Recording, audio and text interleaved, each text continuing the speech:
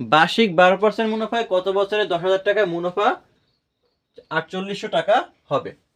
অর্থাৎ বার্ষিক যদি একটা ব্যাংকে যদি বার্ষিক মানে বছরে 12% টাকা 12% হারে মুনাফায় টাকা রাখে, সেটা যদি 10,000 টাকা রাখে তবে সুদ হয় 4,080 টাকা মানে 4800 টাকা। সেটা কত বছর বসে হবে? অর্থাৎ যদি একটা ব্যাংকে 12% হারে টাকা রাখে 10,000 টাকা, তবে 48 টাকা সে সুদ পেল, কিন্তু এই 4800 টাকা সে কত বছর বসে পাইলো? আমি আগেই বললাম যে মুনাফার অঙ্ক যখন আমরা শিখতে যাই তখন আমাদের 4টা বিষয় জানা দরকার: আসল, মুনাফার হার, সময় এবং সুদ। তার আসল কত? 12% মানেই আমরা বুঝে নিব মুনাফার হার। তার মানে এই 12% কি আছে? মুনাফার হার, মানে আর দেওয়া আছে 12%, যে আমরা কিভাবে লিখতে পারি 12 যেহেতু পার্সেন্টের জন্য আমরা 100 দ্বারা ভাগ করি। তারপর আছে কি কত বছরে, কত বছর আমরা জানি না, এটা মধ্যে নির্ণয় করতে বলছে। কত বছর জানি না, আমরা হট রেখে দিলাম। তারপর আছে কি 10,000 টাকায়, তাহলে 10,000 টাকা রাখছে ব্যাংকে, মানে এটা কি আসল টাকা। এই 10,000 টাকা, 10,000 টাকা।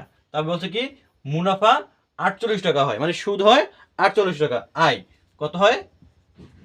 4800 টাকা।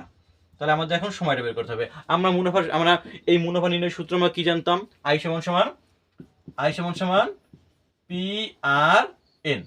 একটু ঘুরাই লিখি, পি আর এন সমান আই। আমার কার মান লাগবে? এন এর মান লাগবে। তাই পি আর কি আকারে আছে? গুণ আকারে এন এর সাথে। এটা এর পাশে নিয়ে আসলে হয়ে যাবে ভাগ আকারে, বা এন সমান উপরে আই, এই পি আর গুণ আকারে এর পাশে নিয়ে আসলাম ভাগ আকারে। আই এর মান কত? আই এর মান হচ্ছে 4800, এই 4800। পি এর মান কত?